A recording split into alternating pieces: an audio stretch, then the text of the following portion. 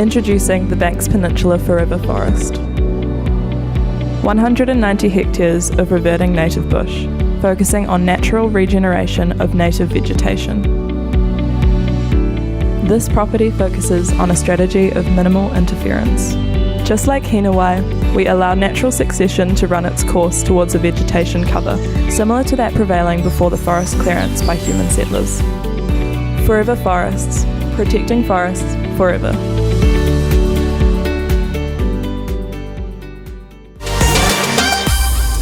Well, continuing on in Serious Country's Opinion Maker, where the theme is around how to get our native tree policy right here in New Zealand.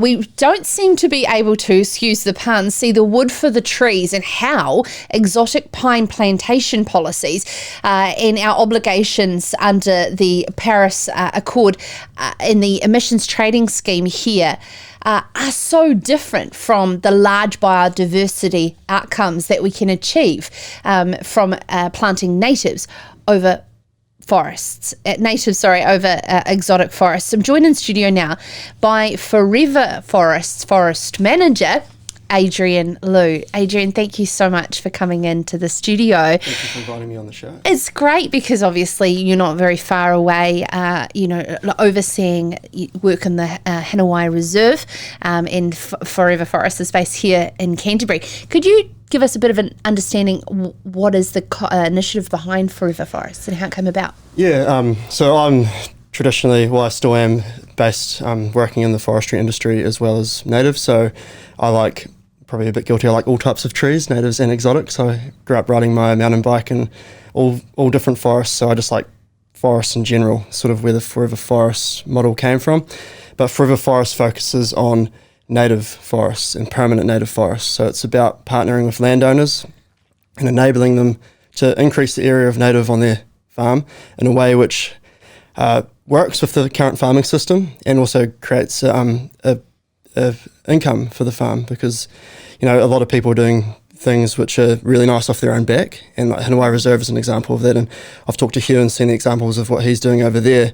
But there's a similar project we're working on in Banks Peninsula where, yes, doing the right thing plays part of it, but it's also good to be able to have a sustainable income for that property as opposed to the income from farming currently. So the big question is how? How? Yeah, that is a really good question. How to achieve a sustainable revenue stream from something that a lot of people are doing, as you said, through their own philanthropy. Yeah, I guess I've done a little bit of work on afforestation in general recently. I completed a master's, and a big component of that was looking at what are the barriers and drivers of planting all types of trees. And when you start looking at the drivers for planting trees, they came down to non-financial drivers that had environmental benefits and drivers which created advantages to the farming system as a whole. So that screams native to me. It's not carbon isn't a driver. It's not future for future harvest revenue. It's not to create this big forest asset, but it's for something that does good for the farm, looks nice, non-financial, and helps the environment, which is cool. Then when I looked at the barriers to those tree plantings, there were two main barriers, and one was opportunity cost. So it means if you're taking part of your farm out of your farming system and putting it into, say, native, you need to have a balanced income stream or balanced benefits to the farming system from both land use choices. And the second was the financial barrier to undertaking the activity. So do you have the capital to go spend $15,000 to $20,000 a hectare planting natives? And if not, what incentives are available from the government? Things like the 1 Billion Trees program, which is just finishing this year. They had incentives for native planting. I think there was just under 13,000 hectares across New Zealand of native afforestation that was funded through that program, which is awesome, really awesome. But it's a long way off, 300,000 in 15 years. Yeah. So to me, that screams that if you want to promote landowners to take some of that 1.1 to 1.4 million hectares that the Climate Change Commission identified as marginal land and dedicate it to native bush to overcome that financial barrier, It's got to be bigger incentives. So, And let's talk about that, because you identified something that is very strong. A part of the New Zealand Farm Environment Trust National Awards on last Thursday, and every single one of those regional supreme winners, there was one that was 125 hectares they had put in QE2 Trust. That's of awesome. Native bush. It's just effectively part of those farmers' DNA, but also the ecological benefits to the farming operation. What are some examples when you were doing your masters that you've seen that flow-on effect? I mean, water quality must certainly be one of them. Water quality is huge, and so is just soil stabilisation, erosion-prone land. And the biodiversity thing's a really interesting point, because it's something which it's a non-financial benefit which isn't recognised properly right now, I don't think. When we look at if I'm looking at a piece of land and I'm talking with a farmer about what the long-term opportunity costs and how to build this into your farming system, quite often what is it going to earn per hectare per year is a common question that comes up. And unfortunately, under the current ETS settings, when you start comparing natives with exotics, there's just such a huge difference in earning potential, which is why I think we're seeing, people kind of stray towards the exotic side rather than really push this native component. And I think it's important to realise we need both. Climate Change Commission, it was 300,000 hectares of native and 380,000 hectares of exotic, and it's all about the right tree in the right place. But if we want to increase the native forest area, we need to figure out a way that under the ETS or under some sort of recognition of the non-financial benefits to the land, how do we reward the landowner for that? So that would be a government policy tool, but no idea how it could be implemented. Or sounds like you need to be in a position of advising. It's such a great balance to have your passion for all trees as part of this discussion.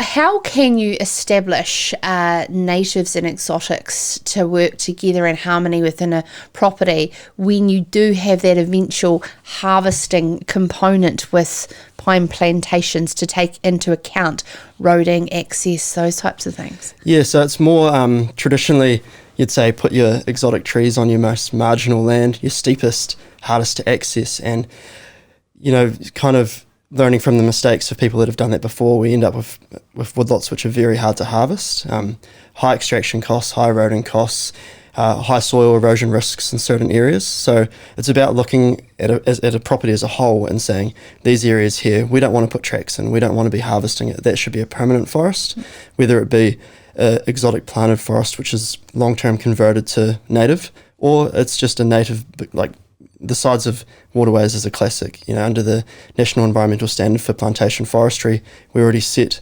setbacks off these waterways, but why not double or triple them and have a nice, really big riparian zone of native bush, great biodiversity, great water quality, soil stabilisation, you're not putting any sediment near the water, and then keep those exotic forests on the areas which are low impact, easy to harvest, probably going to be more profitable, and don't carry the same risks as steep land. And another thing that I've been trying, as you hear a glimpse on national radio, and I wished I'd listened to who the scientists were, but I know it was based here in Lincoln University. You might be able to help me.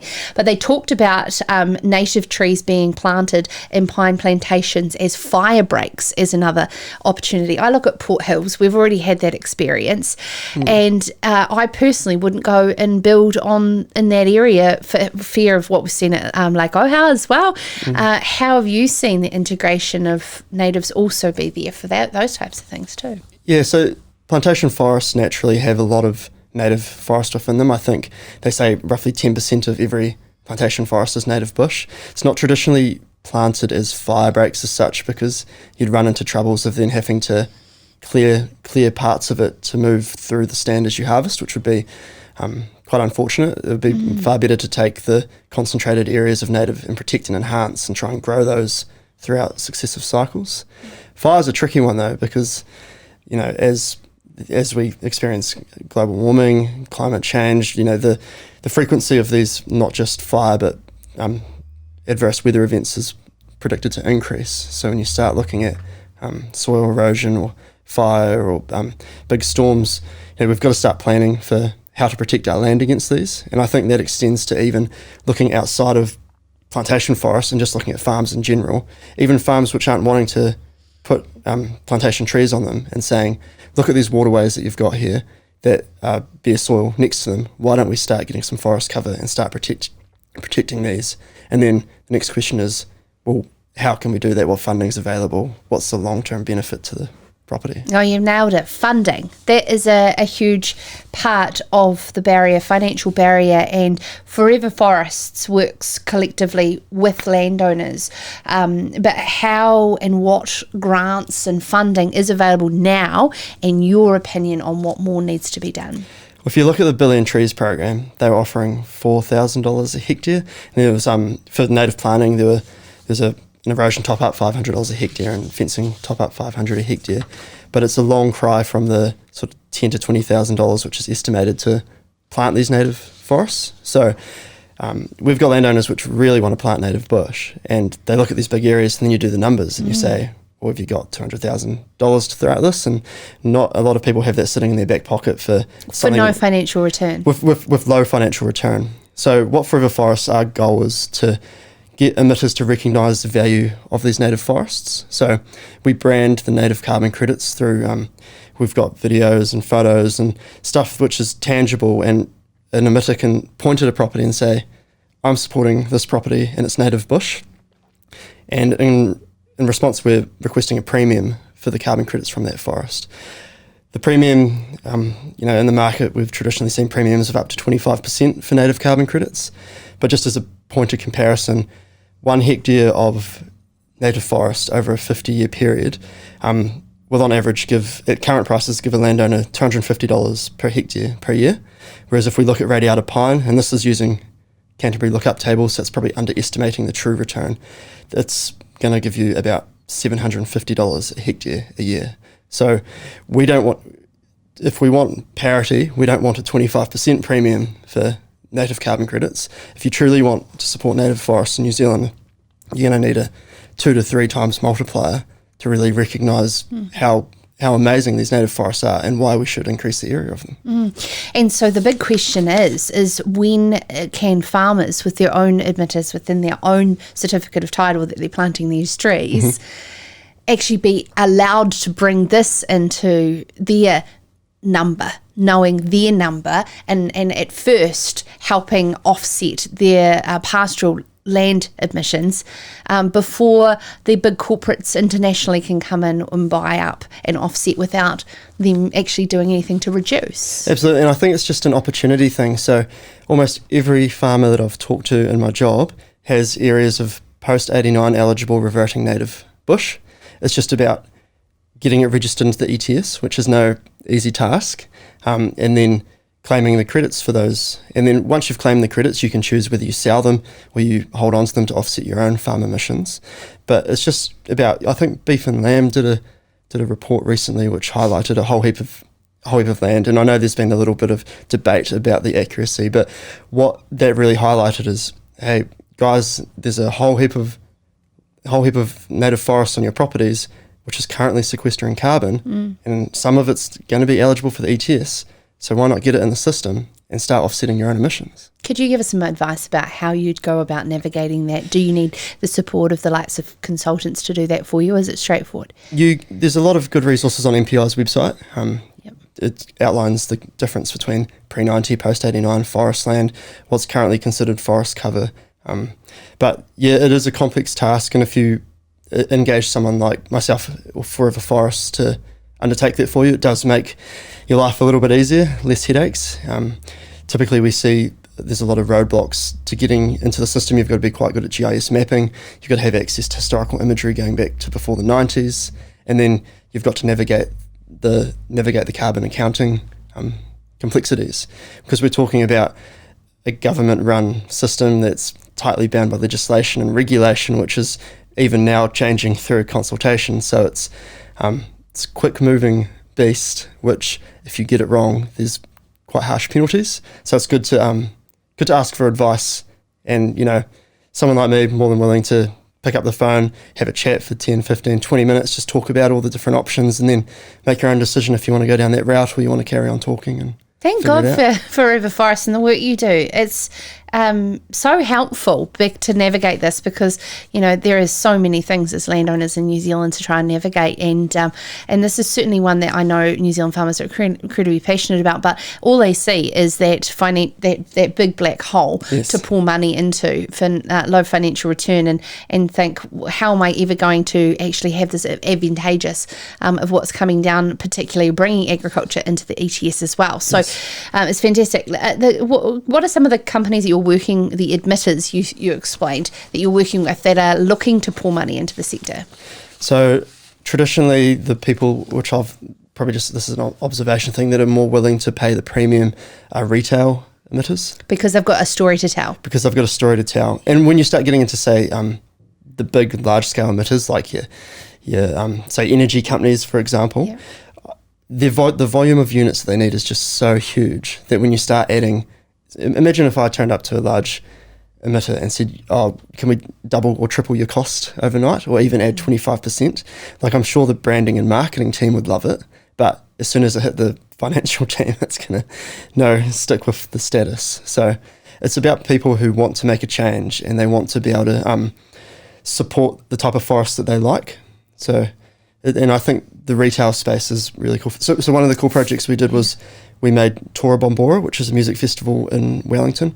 So they wanted to be carbon neutral this year. So they became carbon neutral. Actually, we called it carbon positive. I'm not sure that's the right phrase, but it means that they offset more than what they emitted during the festival. So every party goer there knew that they were creating good for the environment as opposed to bad, which is really cool. And also fashion being one of the largest emitters of carbon in the world as well. They've got such a unique story to be able to tell through that as well, and sourcing the product from the place they can offset at the same time. And there's some cool work being done in that space. There's a startup company based out of Auckland called Carbon Click, and they're an online store plugin. So when you check out from purchasing whatever new shoes you want, or you can click offset my emissions, and it'll build in the cost of your emissions to that. And they are dedicated to offsetting using New Zealand native forest carbon credits. So, yeah, it's really cool to see stuff happening in this space, but it's still very early days, isn't it? And channeling that money back to New Zealand farmers to be able to access to put that in permanent forests, so that they know that they've got longevity for the generations to come. Thank you so much, Adrian.